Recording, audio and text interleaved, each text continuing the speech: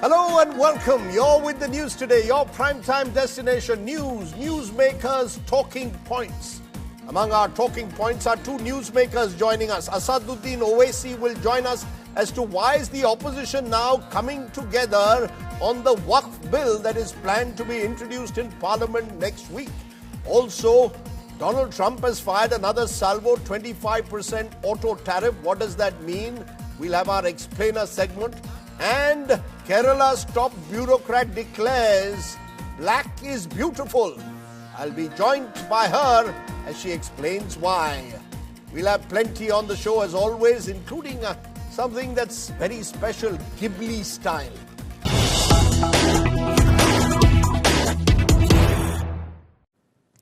But let's turn to the story that's breaking at the moment. A crackdown by security forces now on a terror attempt in Kathua in Jammu and Kashmir. According to the government, 2 terrorists have been eliminated in that encounter taking place in Kathua at the moment. 5 security personnel have been injured in that ongoing encounter. It's Army-Police joint operation that's taking place at the moment. Army-Police joint terror operation in Kathua in Jammu and Kashmir is taking place at the moment, and that's the story that we are breaking at the moment. Live pictures have been coming in, but Sunil G. Bhatt joins me. Sunil, this has been a long operation that started several hours ago. What's the latest that you can give us of this terror operation taking place? Rajdeep, I have spoken to my sources in the security establishment. As per them, 2 terrorists have been neutralized in this counter-terror operation. 5 of our security personnel have received injuries, including a Deputy Superintendent of Police rank officer of Jammu and Kashmir Police. The search operation is still on, but since it's dark now, so a proper cordon has been laid across the Juthana area of Kathua district of Jammu and Kashmir. And remember, Rajdeep, it's not an easy area to operate in because this particular area in Kathua district of Jammu region is a hilly area. It's surrounded by dense forests. So it's going to take more time before this operation is called off. But so far, 2 terrorists have been successfully neutralized, while 5 of our security personnel have received injuries. They have been taken to different hospitals and they are receiving treatment. But Rajdeep, it's a matter of huge concern for the security agencies because Jammu region has now become the focus area of Pakistan and Pakistani terrorists. And as per our sources in the security establishment, a large number of Pakistani terrorists, dreaded Pakistani terrorists who are highly trained, have been able to successfully,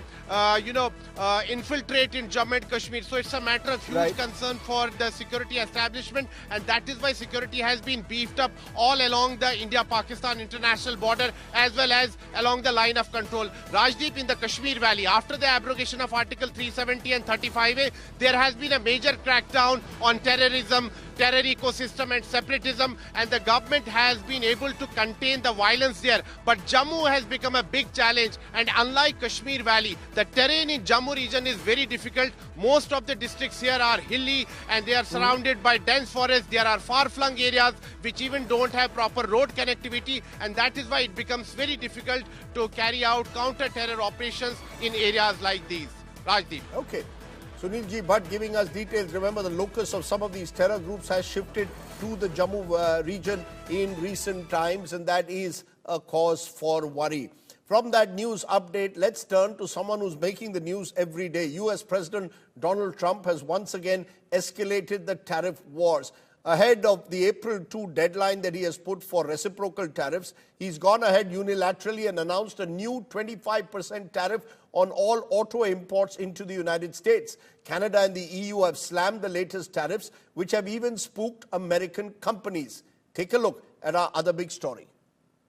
We're going to charge countries for doing business in our country and taking our jobs, taking our wealth, taking a lot of things that they've been taking over the years. They've taken so much out of our country, friend and foe, and frankly, friend has been oftentimes much worse than foe.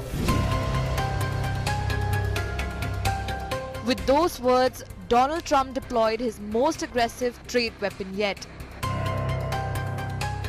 signing an executive order that triggers a seismic shift in the global manufacturing landscape. Global stock markets and the auto industry looked on in horror as Trump announced long-promised tariffs of up to 25% on automotive imports. Auto stocks in the United States, Asia and Europe fell as he said the tariffs would be permanent and will take effect on 2nd April, the same date as the reciprocal tariffs. This will continue to spur growth like you haven't seen. Before I was elected, we were losing all of our plants. They were being built in Mexico and Canada and other places. Now those plants largely have stopped and they're moving them. While Trump insists the tariffs will boost domestic growth, analysts paint a more concerning picture. According to S&P Global, 46% of all light vehicles sold in the United States in 2024 were imported. Just 54% were manufactured domestically. Most of the imports came from its largest trading partners, Mexico, Canada and Japan. Canada has already signaled the possibility of retaliatory tariffs. Japan, facing a potential 20 basis point hit to its GDP, is equally concerned.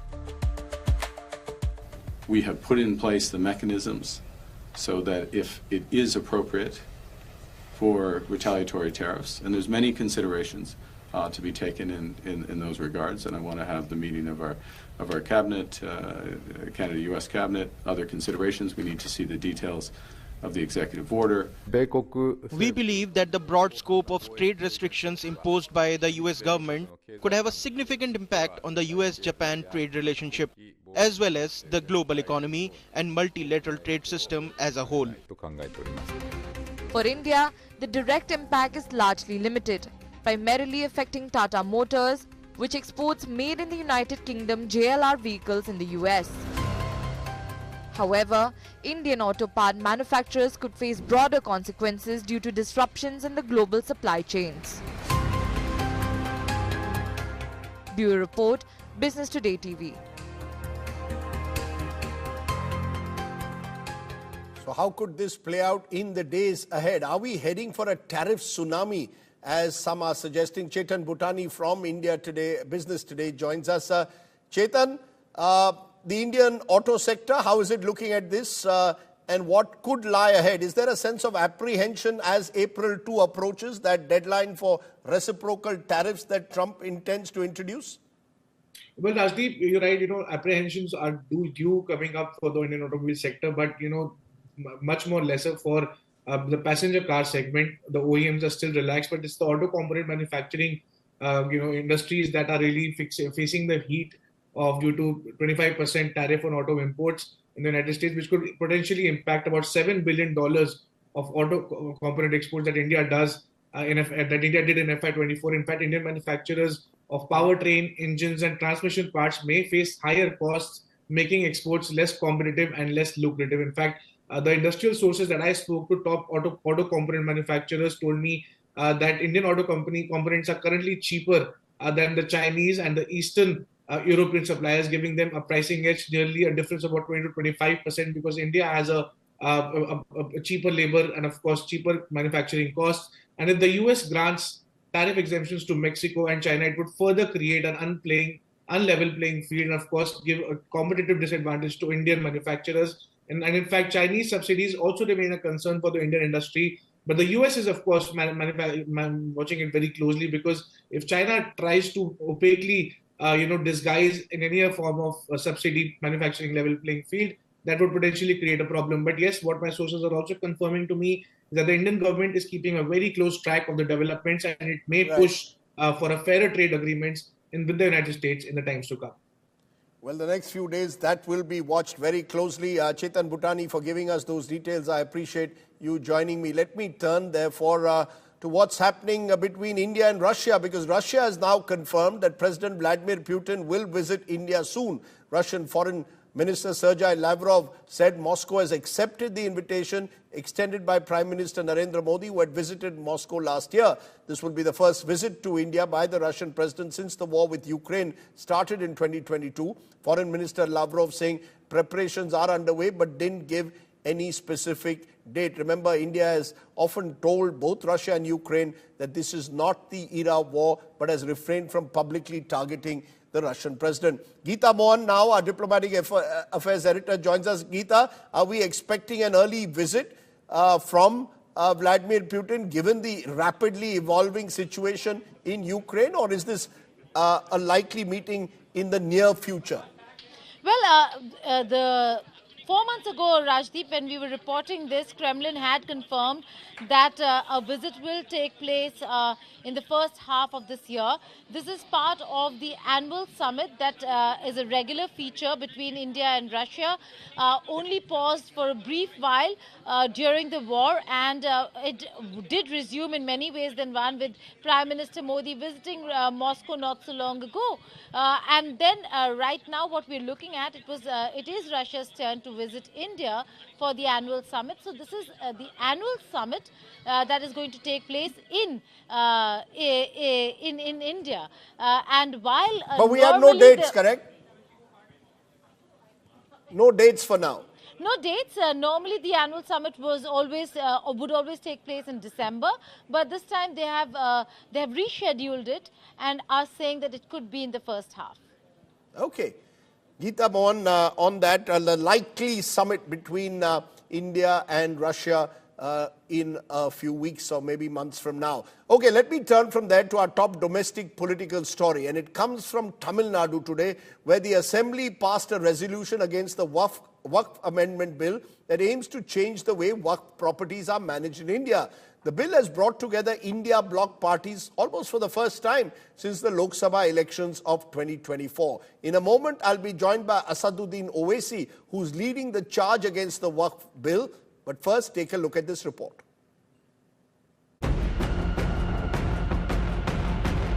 Cornered and divided after 3 successive assembly election defeats in Haryana, Maharashtra and Delhi, the India bloc has finally got an issue to regroup. The rivals of the BJP are becoming vocal in their opposition to the Waqf Amendment Bill 2024. The Tamil Nadu Assembly on Thursday passed a resolution against the proposed amendments to the Waqf Act. வக்ஃப் வாரிய திருத்த சட்ட முன்வடிவினை வக்ஃப் amendment bill 2024 முழுமையாக திரும்பப் பெற வேண்டும் என்று ஒன்றிய அரசை இப்பேரவை வலியுறுத்துகிறது என்ற தீர்மானத்தை நான் முன்மொழிந்து அமைகிறேன். Chief Minister M.K. Stalin called the bill a direct threat to the rights of minorities and the powers of the Waqf board. இது முஸ்லிம்களின் மத நிர்வாகத்தில் அரசு தலையிடுவதாகும். இது அரசு இந்த சொத்துக்களை கைப்பற்றுவதற்கான வாய்ப்பை உருவாக்குவதாக முஸ்லிம்கள் அச்சப்படுகிறார்கள். Even the AIADMK, which is in alliance talks with the BJP, backed the resolution. The BJP walked out of the assembly when the resolution was put to vote. DMK is rattled, CM is rattled. They want to divide the people in the name of language. They want to divide the people in the name of state. They want to divide the people in the name of religion. Many opposition parties have thrown their weight behind the protests being held by the All India Muslim Personal Law Board. RJD leaders Lalu Yadav and Tejasvi Yadav attended the protest held by the Muslim body in Patna on Wednesday. किसी भी कीमत पर हम लोगों का प्रयास है कि ये बिल पास ना हो. अगर एक होकर के हम लोग लड़े तो इंशाअल्लाह हम लोगों की जीत तय है. The BJP called the protests an act of blackmail. वक्फ के नाम पर कम्युनल ब्लैकमेलिंग के धंधे से होशियार रहने की जरूरत है, क्योंकि कुछ लोगों की आदत हो गई है कि पूरे वक्फ के सिस्टम को या वक्फ के एक्ट को उन्होंने जो है वो आसमानी किताब बना दिया है और कह दिया टच मी नॉट। वक्फ जो सुधार का बिल है वो संसद में पास होगा, उसे कोई रोक नहीं सकता। देखिए, सरकारों पर यही एक दबाव बना करके ब्लैकमेलिंग लोग करते थे।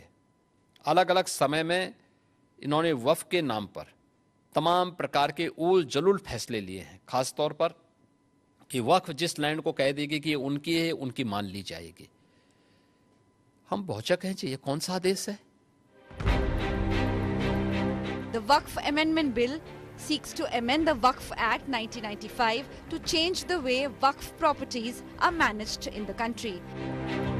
With Pramod Madhav, Bureau Report, India Today.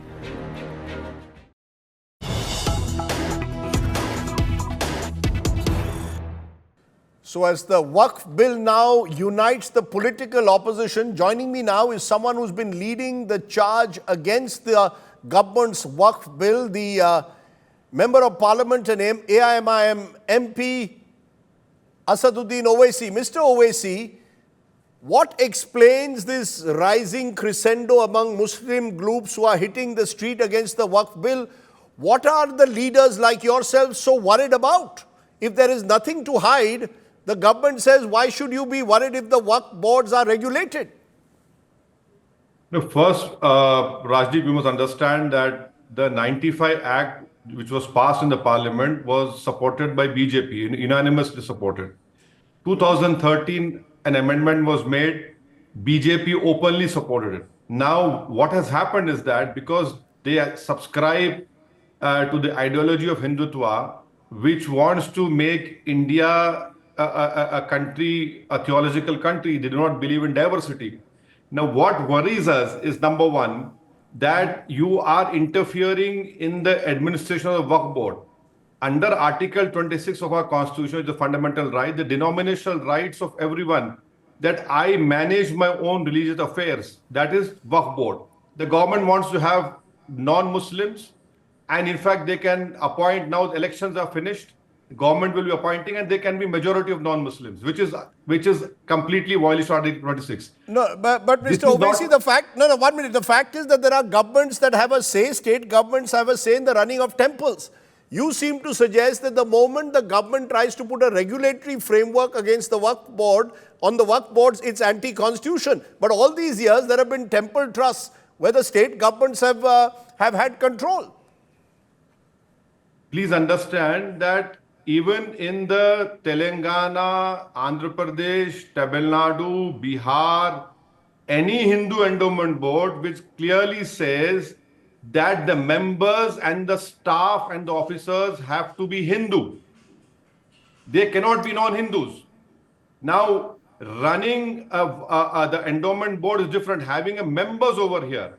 Now, here the Waqf board, please understand that the government appoints certain categories in the existing 95 Act. Then you have elections for MLA, MPs and the Bar Council. Now that is against the Article 26. Secondly, Rajdeep, you are saying that the adverse possession will be applicable to Waqf boards, which will not be applicable to the Hindu Endowment Board or to Sikh Gurdwara Committee or to Christian missionaries. So basically you want to reward the encroachers over there. Thirdly, there are, you have given powers to collector and a higher official who will decide what is a Waqf property. That is completely violation of principles of natural justice. You cannot be a judge in your own case. But you will concede, Mr. Owaisi, that there have been serious issues about encroachments of property, disputed ownership, ineffective surveys, the fact that there is an absence of judicial oversight on tribunal decisions taken over the Waqf. Do you accept that given this widespread litigation, there is reason to believe that if you have a regulator, as long as it's transparent, you should have nothing to worry about? Then whether that's the district collector or whether that's a judicial oversight, what is wrong with it as long as it is transparently done? The government says they will be transparent. It's it's hogwash. I'll rebut all those allegations. Number one, this government had introduced in 2014 a bill called Eviction of Unauthorized Occupation bill was introduced. In 2024, they withdrew this bill. Who stopped them? They should have taken forward. Secondly, in the name of encroachment, The existing act says that if anyone unlawfully or fraudulently alienates Waqf property, it will be a non-bailable section. There will be 2 years sentence. What Mr. Modi has done, made it bailable and made it a simple sentence. So where is the question of, and regulatory, what regulatory mechanism created?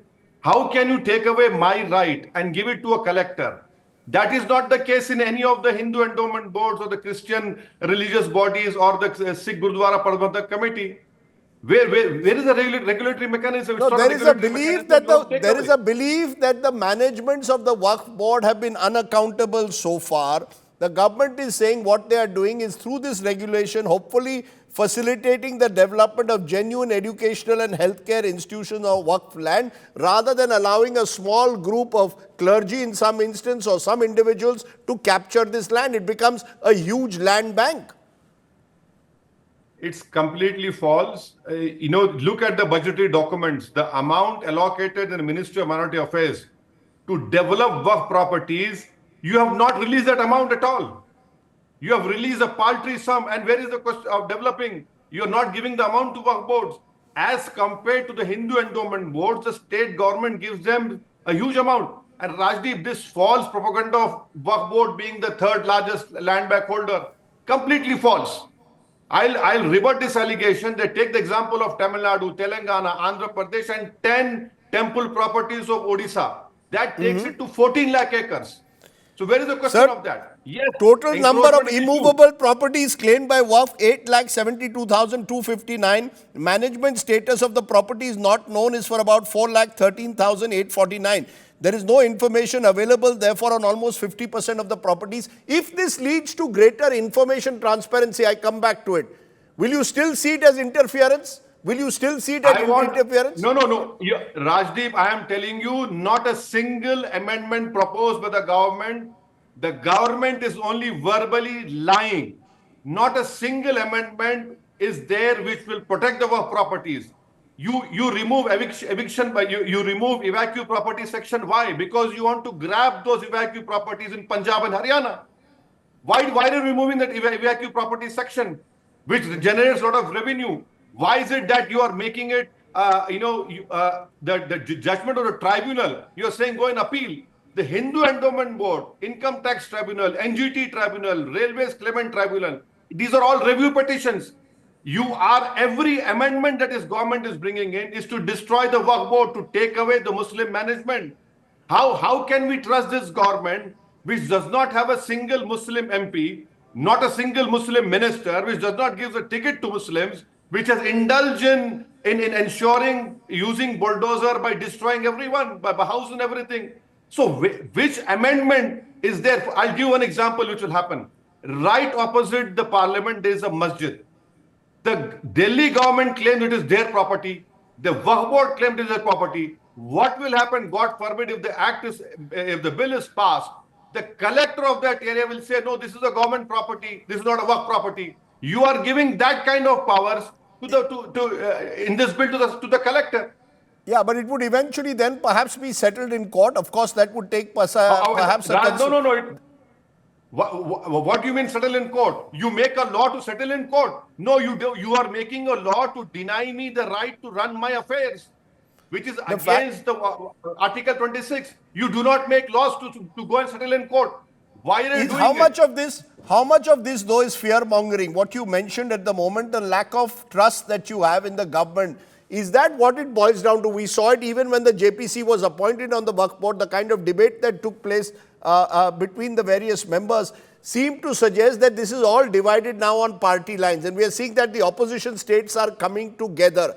It almost seems once again it is the Modi government versus the opposition, and stuck in the middle is the legislation. Rajdeep, we are seeing, I'll give you an example of Sambhal Masjid. 1880, that case was decided, suddenly something opens up. Why? The only reason is to grab masjids, to grab Qabristan, to open controversies, to create more divisions between Hindus and Muslims, so that all this social fabric is more weakened more in our country. If you want to do anything for Waqf board, give them enough grants to develop those properties. If you want to protect Waqf properties, why did you withdraw this Eviction of Unauthorized Occupants Bill Act? If you want to protect, why is it that you're removing elections to the category of MLAs, MPs, and Bar Council? You want to nominate your own jokers so that you take that Waqf property in direct management 5 years and you destroy everything. But are you very clear that if a Waqf property has encroached on land that is not meant for the Waqf property, action must be taken? You are clear on that? And are you therefore saying that your only concern is excessive government control is what troubles you? Am I correct? You are not saying that action should not be taken against illegalities. If there are illegalities, action should be taken. The Waqf board itself cannot take action or the tribunal against its own. You are completely wrong. They are violating the Constitution, fundamental rights of Article 25, 26, 14 and 15. Now, I'll give you an example to understand your viewers. The 2013 Waqf Act, from 2013 to 2023, the Gujarat BJP government did not establish a Waqf board. Who stopped them from doing that? Please tell me. You will never form a Waqf board. By this act, if this bill becomes an act, you will take everything in direct management.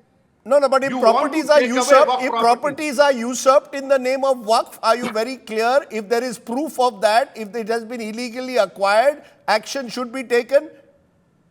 Rajdeep, please understand that if tomorrow Rajdeep Sardesai, as a Hindu, you can donate your property to Waqf board.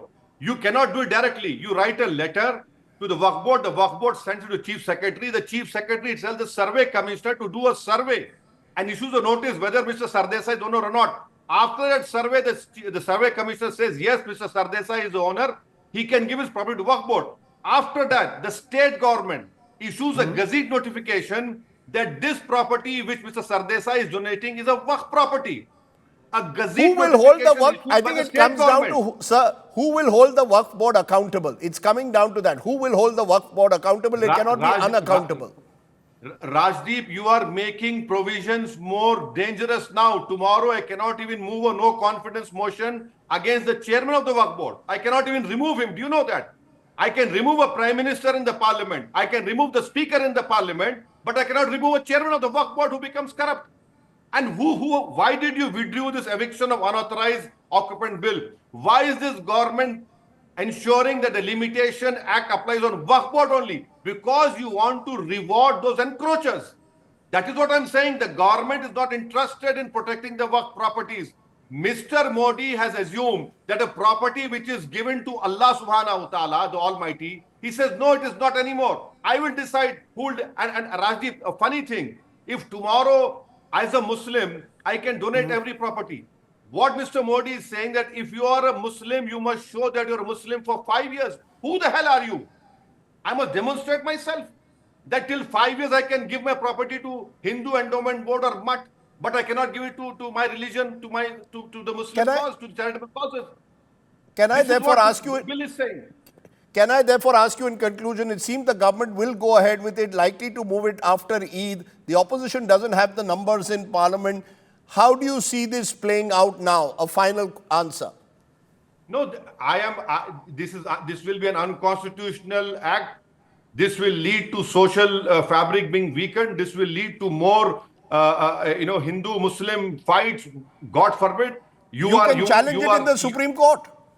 Rajdeep, we have challenged CAA. We have challenged triple talaq. Where is it? The Supreme Court is yet to hear those matters. What will happen? See, in that bill, there's a provision. If tomorrow I say that Mr. Rajdeep Sardesai property is not Waqf, I give a complaint to the collector. The collector will order inquiry. Until the inquiry is completed, that property will not be a Waqf property. The collector, there's no time limit for the collector to finish his inquiry. Where are we heading? You're saying, put it on portal. Look at, Bombay Trust Act is there. In Bombay Trust Act, those provisions are not there, which are providing in this bill. Put it on portal. If I don't put it on portal for 6 months, I lose my Waqf protection. You are seeing what the UP CM has said. We have dug 54 places. They will start digging in every places. Oh no, this is not. And you think the collector will be independent? The collector will have to dance to the music of the BJP chief minister. He will say, oh yes, this is not a Waqf property. This is not a masjid. This is not a dargah. Because you have passed a law. Okay. I'm going to leave it there, Asaduddin Owaisi. You've given us why you believe you do not want this Waqf bill to go ahead. We'll wait and see what the government decides next week when Parliament resumes post-Eid. But for now, I appreciate you joining me on the show today, and Eid Mubarak in advance to you. Thank you, Raj. Asaduddin Owaisi on the Waqf bill that promises to be the next political flashpoint. We'll wait and see how that plays out. Let's turn to our newsmaker today. Kerala's Chief Secretary, Sarda Muralidharan, has sparked a debate on dark complexion and how society views it. What prompted her to write the post was a comment she said made by someone about her work, who told Muralidharan her stewardship as Chief Secretary is as black as her husband's was white. Her husband was the previous Chief Secretary of Kerala. After making it public, she quickly deleted the post, and then, when she saw the response to it, brought it back with a longer message on how she had learned to own her dark skin. Her comments have sparked a raging debate in Kerala and outside. Is black beautiful or not? Or is that simply political wokeism as it's described? I spoke earlier today to Sarda Muralidharan. Listen in.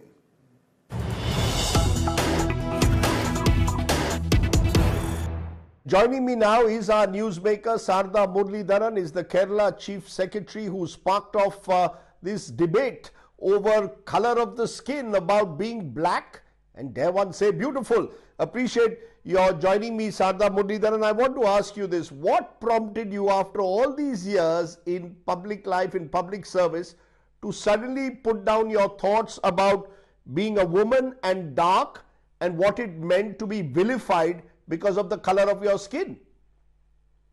Well, it was a very interesting comment. Like I said, I mean, it's not often that you hear your administrative tenure being judged in terms of color. So it took me aback. It took my husband aback as well, and what actually is behind a comment of that nature. It was not the person who made the comment thought he was making a joke, but for me it was a conflation of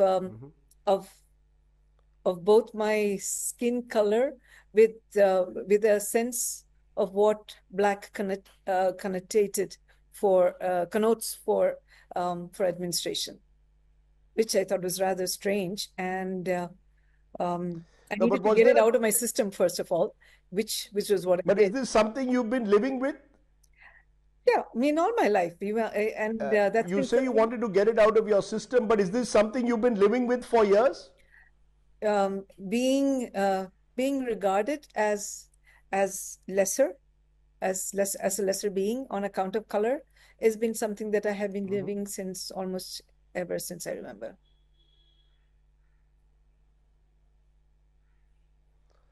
But do you believe it's still a form of discrimination? For example, in the civil service, you've ended up being the Chief Secretary of Kerala, one of the few women Chief Secretaries. So does it really lead to any form of discrimination because of the color of the skin? Does it lead to prejudice in your view, as you suggest in your Facebook post? Or is that much in the past? No, I mean, it's not. If it were in the past, then I wouldn't have heard a comment of that nature. Right. So discrimination has many forms. It's not necessarily active and in-your-face discrimination. It can be very subtle. It could also be subconscious. It could not be. It might be well-intended too. I mean, I've had so many well-intended people tell me, whatever happened to you? Have you been out in the sun too much? You've gone so dark, and why are you wearing these kind of colors? They don't suit you. And these come from well-wishers. Hearing this on a very regular basis can be quite demeaning. Each one of us of color and who has some complex or the other hidden up our sleeve, find ways and means of negotiating that complexity and coming to terms with people who don't know better. But sometimes, I mean, like I said, it was just something which was meant to be among friends. And then I realized that it was going way beyond my circle of friends, which is why I deleted it in the first place. And yeah, so then, but I brought it back precisely because I was told that it was important that somebody. But does it affect work? Does it affect work? No, it doesn't affect work. But does it affect work, my work here? Mrs. Muralidharan, does it affect your work or your promotions or your sense of how your colleagues see you? Do you really believe it affects that, or are these subtle perceptions? No, I wouldn't say that my skin tone has affected my work, has affected, generally it has not affected the perception of what I do.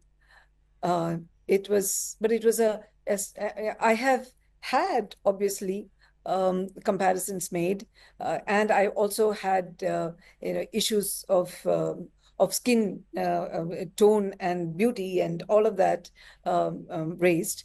But these two coming together has not been a common occurrence, no.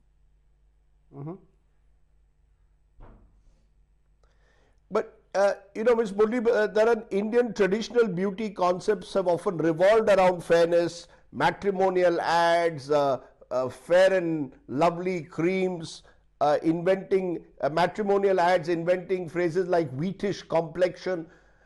We can go back even to our mythological epics where, usually the villains will be seen as dark-skinned in some form. Do you believe, therefore, that this is something that we have had to live with because of our social conditioning, and therefore what you're trying to do is encourage a younger generation to break out of that? That's precisely the thing.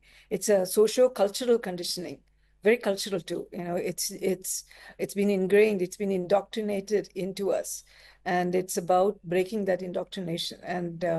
And how do you break that indoctrination is a question. So it really doesn't. I mean, it's not just about. Does this very tangibly affect your career? No, that's not really the question. The question is, has this been something that has been interfering with your perception of self? Has this been something that has been bringing you down? Have you had to fight it just in order to be a normal, breathing human being?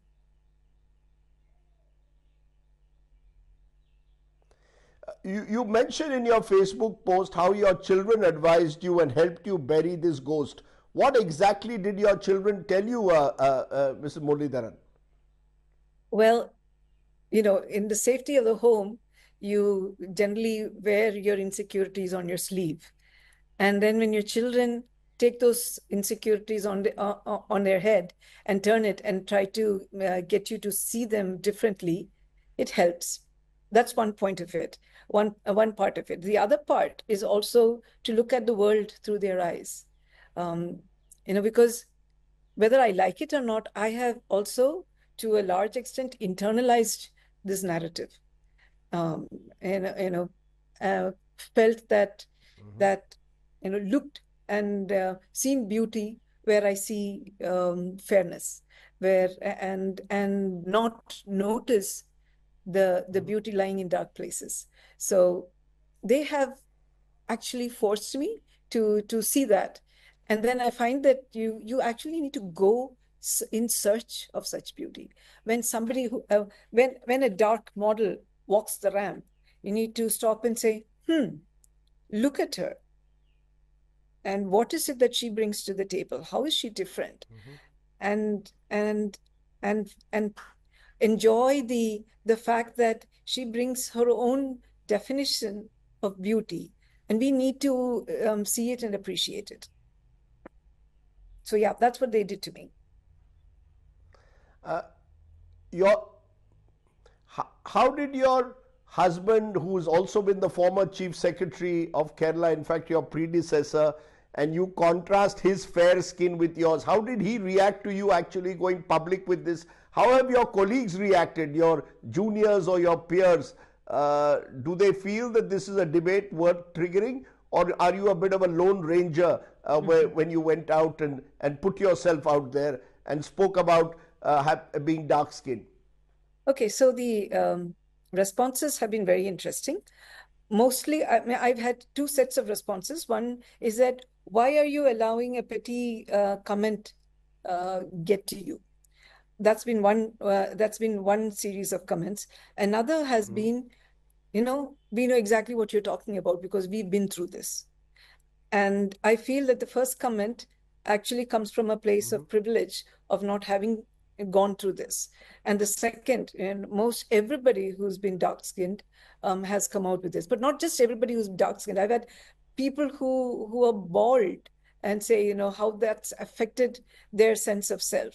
So it's about body shaming as well.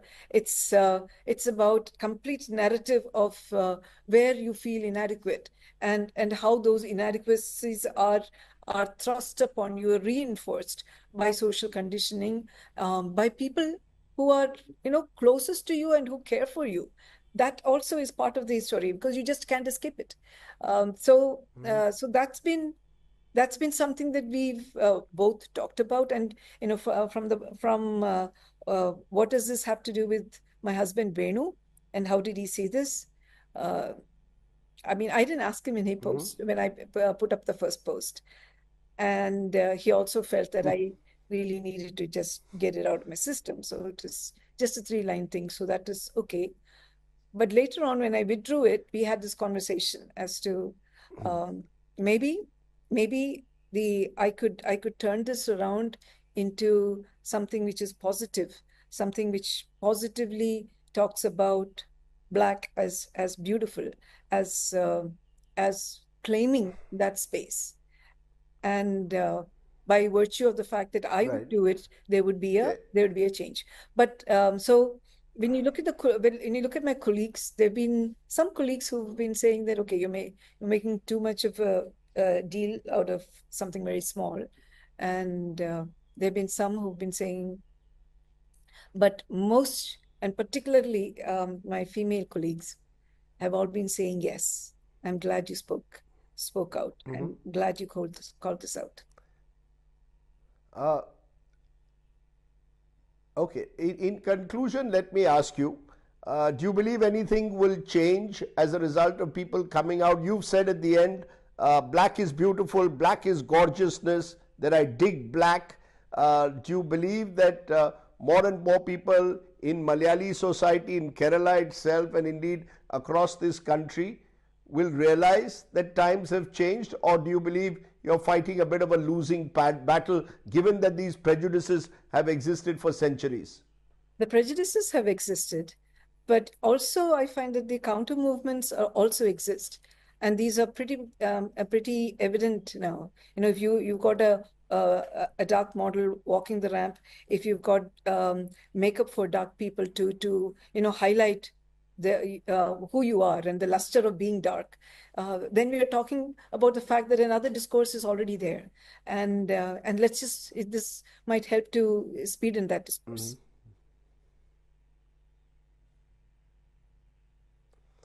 Well, all I can say, Sarda Muralidharan, as someone who's often also been accused of being a dark-skinned anchor, I'm more than happy to wear the color of my skin on my sleeve and be proud of the way I am, as I'm sure you are. And thank you for speaking out so loudly and clearly. I think and I hope it will make at least some difference out there. Thank you. Thank you, Rajdeep. Bye.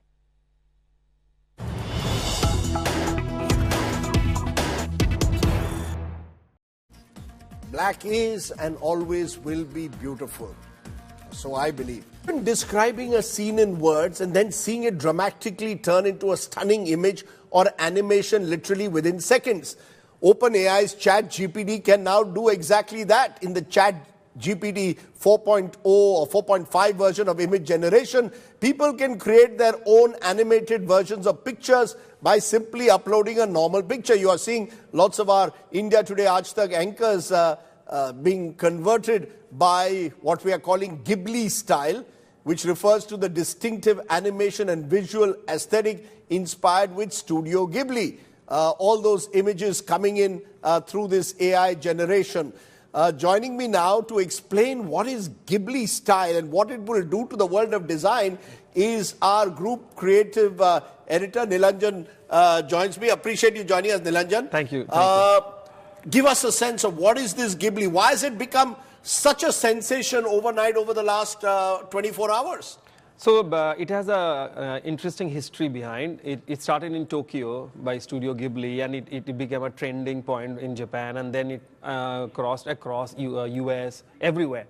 So OpenAI did amazing stuff, and they have been doing amazing stuff in AI for last so many years. And yesterday we saw something phenomenal happened in AI. We have been trying to create images which is near perfect. We're trying to create images on text, which was not possible in AI till date. But what OpenAI did is a remarkable thing. They have created this Ghibli, then they have created you can create real-time images, you can create graphics, you can create a India Today cover with images, text, everything in one go with Ghibli. You're saying you could create an India Today cover in real time with Ghibli using all these AI tools. Using all these AI tools just on text. I put in the text and you'll be able to create an image for an India Today cover. True, because see, prompting has become engineering now. Earlier, right, it was people used to call it captioning. But now the prompting has become so detailed, and usually what prompting does is communicate visually and verbally with the AI. So whoever is very good in prompting, he or she becomes the AI prompt engineer. So what have you done, Nilanjan, as group creative editor at India Today in the last 24 hours to give us a sense of what Ghibli will do to the future of magazines and, dare I say, the future of TV as well? It is actually fascinating what's happening now. Last 24 hours I've been awake and crazy. This is like a new toy for me, and it is so powerful and visually.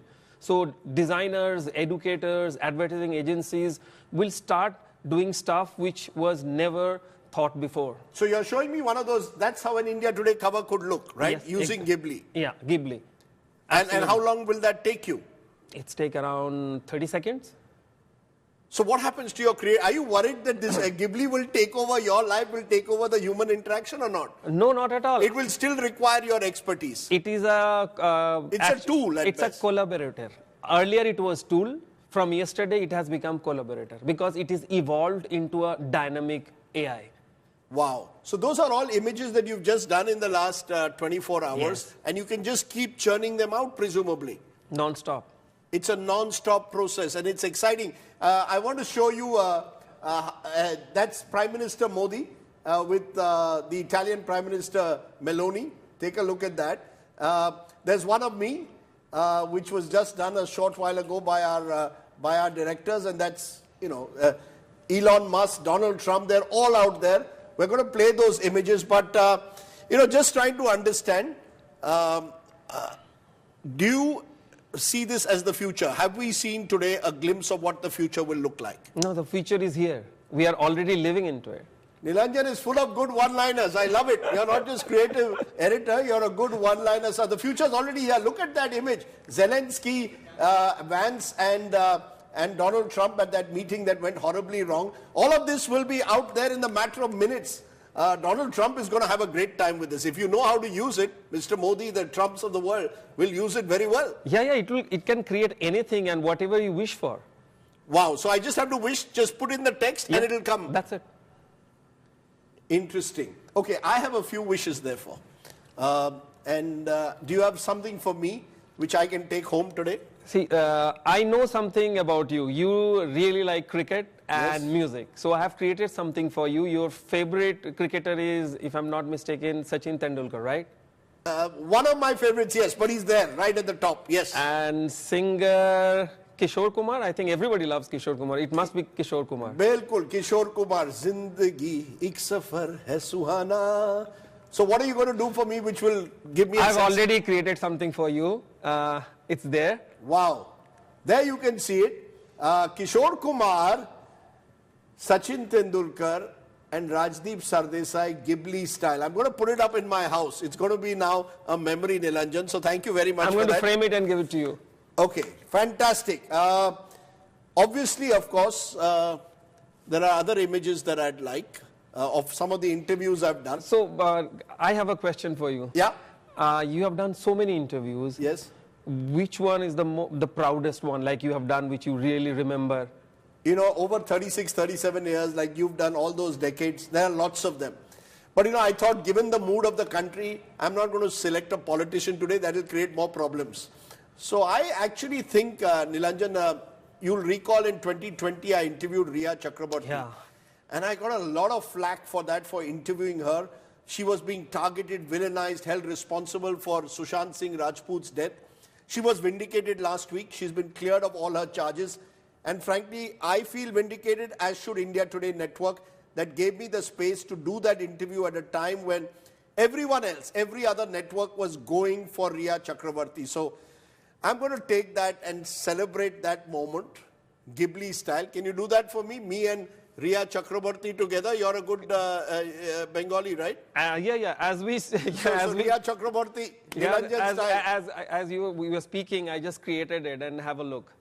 You've created it while I was speaking. It can be done on a mobile phone. I was telling you about Riya Chakraborty and you've already created it. It's on mobile phone, so wow. You can do it on a mobile, on go actually. Wow. So all of you out there, as Nilanjan has explained, this is going to transform the world of design, the world of creativity, and is going to make a huge impact. It's already gone viral. Ghibli style is where we are going to end the show today. Nilanjan, always good to have you on the show. We should get you more often. Thank you so much, Rajdeep. And thank you for watching. This is Rajdeep Sardesai, the real news anchor, not the Ghibli one. There's only one original, OG. Thanks for watching. Stay well, stay safe. Good night, Shubhratri. Jai Hind. Namaskar.